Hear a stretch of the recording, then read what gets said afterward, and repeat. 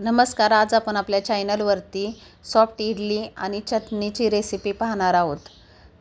त्याच्यासाठी लागणारं साहित्य: 1 ग्लास उडदाची डाळ, 3 ग्लास तांदूळ आणि अर्धा चमचा मेथी दाणे घेतलेले आहेत.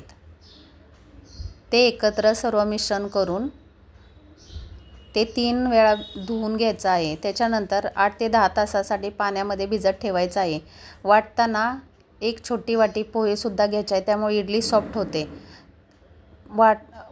जे पाणी आहे ते वाटण्यासाठी वापरायचं आहे.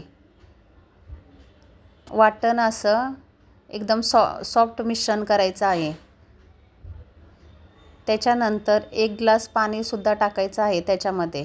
वाटल्यानंतर 1.5 चमचा मीठ टाकलेलं आहे. ते आता 8 ते 10 तास फॉर्मॅटसाठी ठेवलेलं आहे. 8 ते 10 तासानंतर पीठ आपलं तयार झालेलं आहे. त्यानंतर इडली पात्राला तेल लावून ते आता 15 मिनटं इडलीचं उकडून घेऊया. 15 मिनटानंतर आपली इडली तयार झाली. आता चटणीसाठी ओलं खोबरं, मिरच्या आणि डाळ घेतलेलं आहे, ते वाटून ते आता तडका देऊया. त्याच्यासाठी मोहरी आणि कढीपत्ता घेतलेला आहे.